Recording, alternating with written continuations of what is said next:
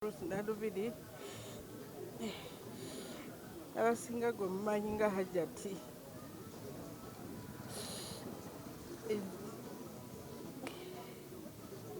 kitalo nnyo ekya Kato. Kato mumanyidde ebbanga ddene kuva mu ssomero, nasooka mulabira mu Black Pause ng'azannya ng'atusanyusa. Mbadde mumanyi ne mu famire, abadde mukwano gwa brother wange Mike.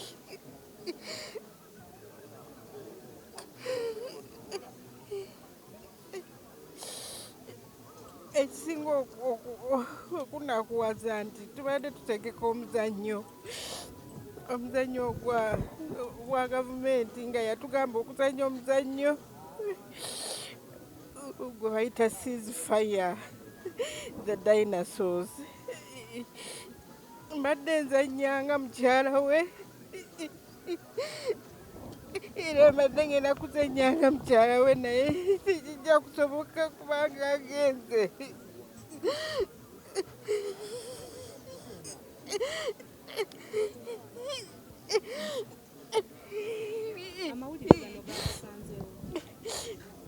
Amawulire bankubidde essimu kiro 8 naye saagikutte. Bwe bukedde ku makya ne bandamu ne bankubira essimu ne bagamba nti Kato afudde, nti yafunyeemu okunyiiga. Bwe bagambye nti ono gwe bayita mugaati gwa bbata bamukutte, nti bamusibye ne kimuyisa si bulungi,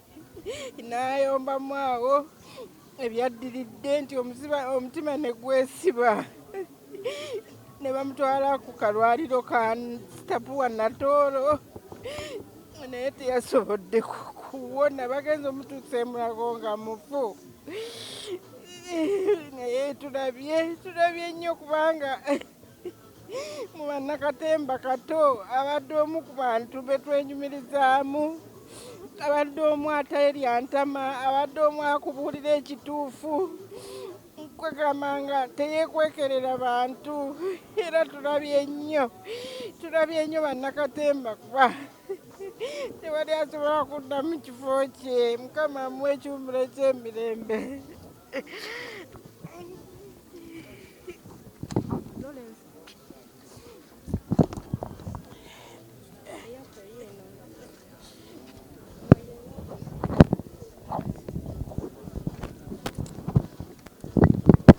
Kato oba Paulo Saabwe Kato Lubwama abadde artist through and through, abadde muntu eyawaayo obulamu bwe bwonna for this industry, nga bwe kituuka ku industry yaffe teyeerekaamu ng'agyagala. Bulijjo bwoba omuntu bwafa bagamba tazikawo, olumu nga n'amudde mu bigere yakyogera. Naye Kato Lubwama ye sincerely ekiti kyabaddemu, Bannayuganda batono abakirimu, omulimu gwe ng'agwagala, industry ng'agyagala era ng'agifiiririra ate ng'agiteekamu. Bwe yalabanga banyoma baartists obutasoma, y'omu ku baakulemberemu ogenda Makerere ne basoma, ekitiibwa ky'abaartists ne kyeyongera. One of the very first abaava mu contemporary acting ne bagenda ne baclosing entwe mu Didi era bangi ne bagoberera. Kato Lubwama kyetusobola obutamwerabirako ekyongera okukakasa nti industry agyagala. Tubadde ne ba MPs bangi, Honorable Sulaiman Wadada yali mu BanaKatemba, Honorable Mike Sibalu yazannyanga, Honorable Nyombi Tembo, Honorable Mugambe Kifo Musana, Honorable Miriam Matembe, bonna bazannya. Naye bwe bagenda mu Parliament business schedule yabalemesa. Kato Lubwama never. Kato yabeera MP ng'azannya, ng'ajjamu amashuti ga MP nga bava mu Parliament, n'ajja n'ayambala emiziina gye, n'ayambala ovulo, n'ayambala costume ze, n'agenda ku stage n'azannya. Nti ekitiibwa kya MP tekyamulemesa kugenda mu maaso na kitone kye. Ekyo kirujjukirwa n'abazzukulu ba Nakana nti kyayongera okuwa ati ekitiibwa. ne memba wa parliament asobola okuzanya drama. Yes, n'olwekyo Honorable Kato Lubwama bingi naye nga kati nze Kato Lubwama musinga obukulu kati muyigireko ki muto wange namwe nange nina byenkoze naye anjigiddeko tubadde twegwa amagezi omwana bwakula atuuko abawa nekitawo amagezi nolwekyo bingi sobolaga nti musobola muyigalako kino kubanga enkaddiye kati njige biki ku myaka gino oluzungu saaze nalwo. Well, Kato Lubwama has been an artist through and through. There is little which I can say which you all don't know. But if you want to know who a real artist is, just mention the name Kato Lubwama. He was a total, complete and serious lover of art. When he saw that artists were being despised, that they are illiterate, not educated, he was one of the very first people whom we recruited, gave to the late Professor Mbowa, went to Makerere and studied MDD from the performing artist. And he came back and definitely his education was felt. When Kato Lubwama went to Parliament, the busy schedule of the Parliament did not stop him from acting. He would come from Parliament, remove his suits, put on his costumes and roll on stage. That was a mark, that was an act which will be remembered by even our grandchildren. We had a performance, we had a production which we are working on, which is likely to come up end of July, Uganda at 60. Kato was a kingpin. Nobody is replaceable, but I can assure you his absence is going to be felt, not in that production alone, but in the entire art industry. Tulina omuzengo tukolako y'omu ku babadde bagutambuza Uganda at 60. Teri atazibwawo naye ensitedanga mu kufuna Perewade Muhammad Ali naye ne Kato Lubwama tugenda kumusubwa nnyo mu muzannyo guno. Project y'omu ku babadde bagitambuza na muzika ezibadde zigitambuza eziba zibadde bbiri emu ebadde Kato Lubwama. Mutusabire. Kati byempandiika buli lunaku nkola chapter ya story, buli lunaku nkola chapter ya story. Kati leero ngenza okuggulawo Twitter ye ndabye ekifaananyi kye nga babika nti Kato akoze eki. Kyaddala ntusibwa bubi kubanga tudde olwaleero luno yabadde ngambye nti aleeta kamera eka recording ku kalango k'omuzannyo ogukolebwa naye ngambye nti Kato afudde. Mbadde buli kimu kinkoze eki kintabudde naye nga gansanze nsaala kiro layire lumaze okusaala. Olugendo olukyeka kimu tubaze emyaka 34 twayingira Black Pause olunaku lumu mu 86 ne tutandika Diamond Ensemble nga tuli fembi ne tukola Kupa Theatre nga tuli fembi nga tumudde ku Bati Valley Theatre. Okutandika Bati Valley Theatre twali ffenna olutubataano ne tujja ate ku ki ku Bati manya sorry Kupa Theatre nga tuli babiri paka ebyatuuka ku Kupa Theatre byali bizibu ne baba nga bagigaddewo. Kati najja naŋŋamba jangu tugende ntandisirayo theatre ne mugamba Kato nze nkooye gundi eyo pressure eyo okujjako nga tuzimbiwa fune tugula kona ettaka ennabweru nga tugenda kola recreation center naye ekyo tekyatuukirira kubanga ate yali akyafunye ekipya kyagendako naye nga Kato n'okugenda okuwesa mukyala we nze nali best man mu 96. So emyaka 36 kuzinyumya mugundi gino mingi nnyo naye era nze neewaddeyo wadde ye agenze naye nze nja kukola gundi ekitabo ekikwata Kato Lubwama kubanga bimanyi. kugeza project eyo sijja kujogerako kinene kubanga abadde aginyenyola lwaleero era yangambye nti Haji njagala obeere mu muzannyo guno nkwegayiridde jangu obeeremu tugende mu maaso kubanga nze stage nali nkoze eki badde sigiyagala nnyo buli kaseera sijagala nangikooye ndi mu writing yokka ekyanga yakayose almisi nze nga Ashraf buli lwembeera ne Kato kuba Katonga bwendeeta layini amanye eddako twatuka ekiseera nawandika nempandika nenatuka ekiseera netugamba nga bwetugenda ku stage nga tuli ku stage bwetuzanye Kato bwendeeta layini yeyeke yali angize ne Maria mpozi nti aleeseeyo nsuula weeno aleeseeyo nsuula weeno so kale Kato yenga omuntu yazaalibwa nga muki nga artist ni byonna byakola nga artist so nze kyenyagala okwogerako ennyo ekyo kya okusoma kwa Kato ekyo bwosooka mumanya nti Kato abadde intelligent oluzungu kale telubadde naye ngaali intelligent naye mu 9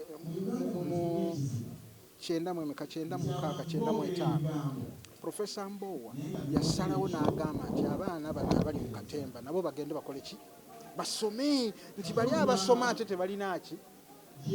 nti ali abasoma abali e Makerere abali tebalina practicals nga balinyo theory balinyo mu theory kati basalawo babagatte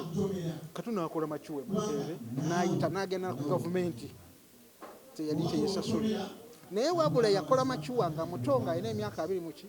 awe wali question mark wokka naye ate Mbowa bwe yali akola awandikira Senate Professor Mbowa the late teyabagamba nti ate tebasalawo myaka so kataba badde yakola ki yasome bukiriri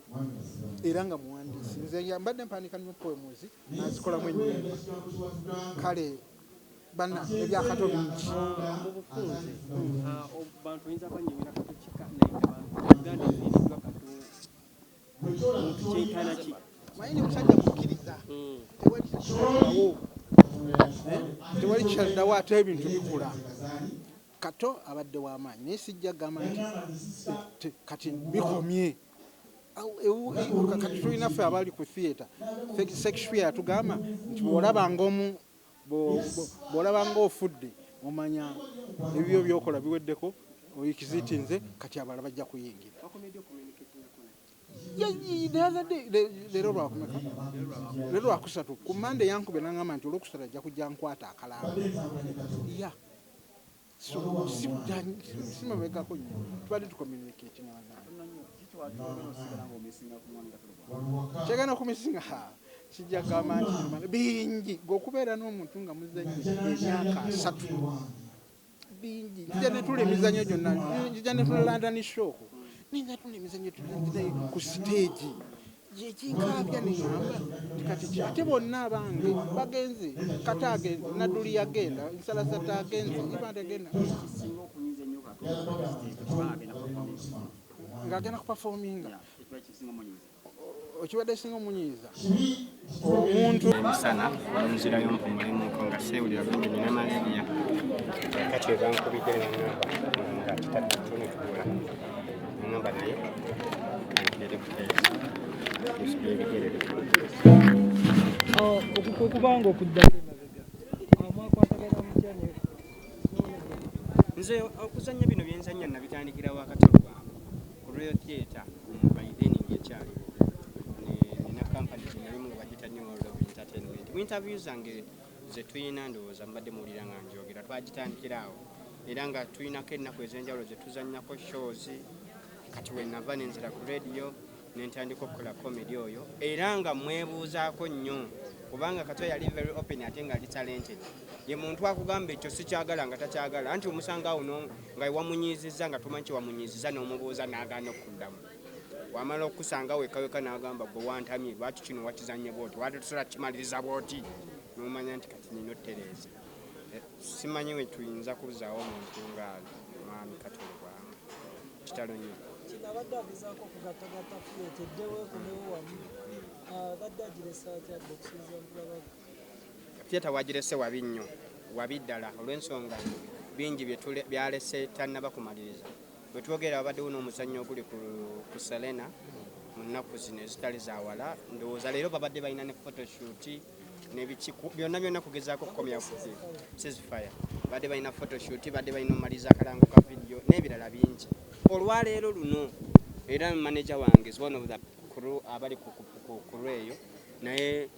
namuyogedde naye nga nina omusinkana leero naŋŋamba leero luli bize nnyo ngenda mutundwe ku makya kukola kalango tumalirize tugende mu photoshoot ku Bati Valley nga byonna byayogera biraga nti akyalwanirira theatre era ne musajja kati ne wabeera ng'azuukuse n'omala omubuuza kikyetandikira ku biba bifaananyi bya shoot naye tekikyasoboka mukama bwati bwasazeewo